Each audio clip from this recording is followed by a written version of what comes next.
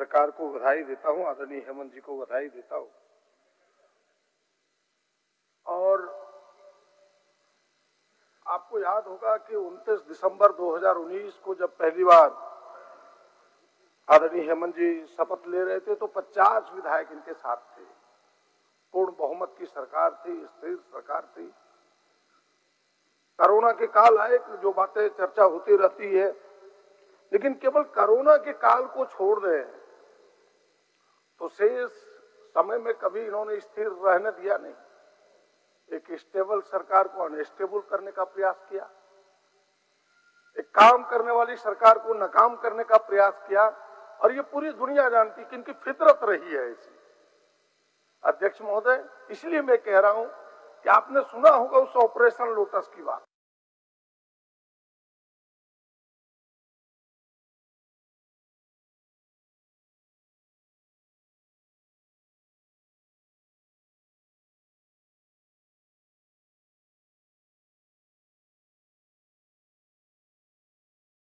हो, विरोधी सरकारें हो, उसे अस्थिर करो, काम करने मत दो, और काम करे भी तो उन कामों को भी कोर्ट या अन्य माध्यमों से बाधा पहुंचाओ।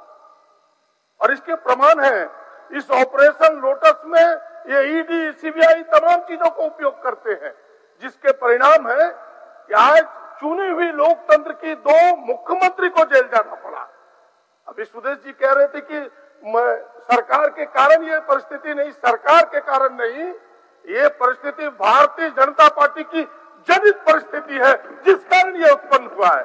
और ये तो साफ हो गया जब माननीय उच्च न्यायालय के जमानत के जो ऑब्जर्वेशन सामने आए अध्यक्ष महोदय, उस ऑब्जर्वेशन में ये बातें आ गई कि यह जो हेमंत जी पर आरोप है, माननीय मुख्यमंत्री पर आरोप है, यह आरोप कपोल, कल्पित, काल्पनिक है। अब इससे आगे बचता क्या है बातें अध्यक्ष महोदय। इसलिए अध्यक्ष महोदय, मैं आगे इन चीजों को कहूं। अध्यक्ष महोदय, देखिए, इन्हें भ्रष्टाचार पर बोलने का अधिकार कहां है? ये भ्रष्टाचार की कहानी बोलते हैं, मैं तो बोलता नहीं। मैं आज 2-3 किताबों को लेके आया हूं। ये भ्रष्टाचार की बात करेंगे। ये किताब किनकी है? लिखा हुआ है तिजोरी की चोरी, सरजू राय जी की एक किताब है। उसके ऊपर के पन्ने को लेके आया हूं। किसने लिखा?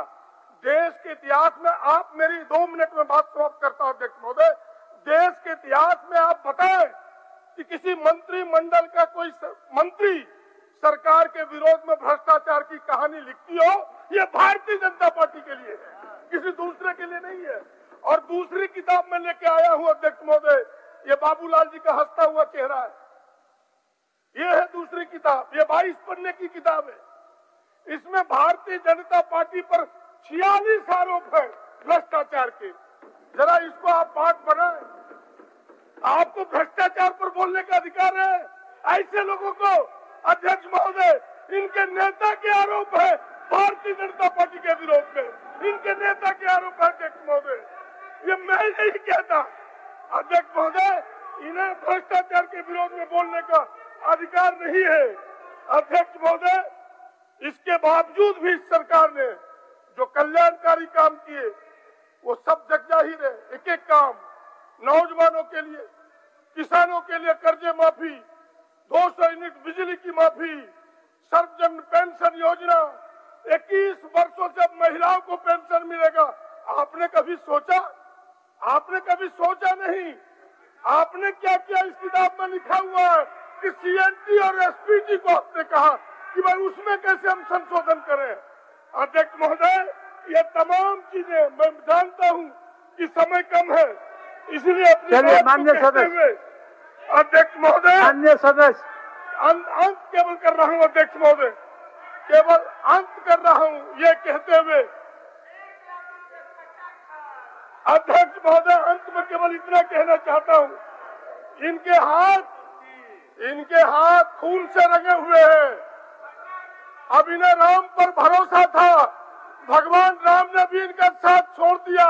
अयोध्या में ऐसा तमाचा लगा कि अब राम का भी नाम ये नहीं लेते। अब जय जगन्नाथ पर आए हैं मजबूरी में।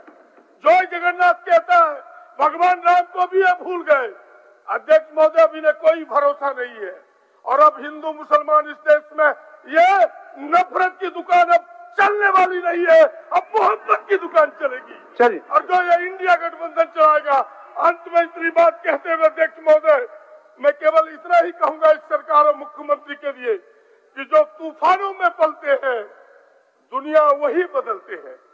जो तूफानों में पलते हैं दुनिया वही बदलते हैं। जो अपने जिद पर अड़ते हैं हालात वही बदलते हैं। ये हालात बदलने वाले लोग हैं। आइए 2025 में चुनौती देता हूँ, आप आधे से अधिक लोग लौट के नहीं आओगे। धन्यवाद, नमस्कार, जोहर।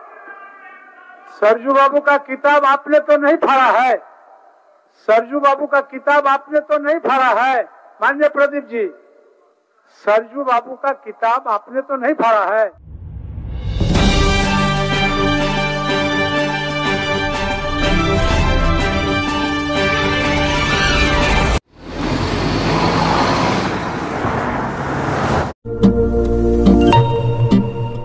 जब लोग कहते थे सोने के आभूषण में कभी पारदर्शिता नहीं हो सकती, लेकिन आज 100% वापसी का भरोसा सोना महल से ले रहे हैं। हमने करके दिखाया। लोगों को विश्वास नहीं था कि सोने चांदी के आभूषण कभी EMI पर ले सकते हैं, लेकिन आज हमारे सभी ब्रांच में लोग अपने मनपसंद जेवर EMI पर ले रहे हैं। हमने करके दिखाया। असंभव वाली चीज, सोने के आभूषण की बुकिंग के बाद अगर भाव कम हो जाते हैं तो ज्वेलर्स कम हुआ भाव देने से घबराते थे, लेकिन आज सोना महल से लोग अपने गहने की बुकिंग के बाद भाव कम होने पर कम हुआ रेट ही ले रहे हैं। हमने करके दिखाया। जब लोग डायमंड ज्वेलरी ज्यादा दाम सोचकर नहीं ले पाते थे, आज हमारे शोरूम में 6,000 रुपए से शुरू डायमंड प्रोडक्ट ले रहे हैं। हर घर में हमारे डायमंड ज्वेलरी को काफी पसंद किया जा रहा है। मिडिल क्लास ग्राहक भी हमारे डायमंड ज्वेलरी से अपने शौकों को पूरा कर रहे हैं। हमने करके दिखाया। यूं ही नहीं सोना महल ग्राहकों की पहली पसंद, हमने करके दिखाया। सोना महल, विश्वास परंपरा का।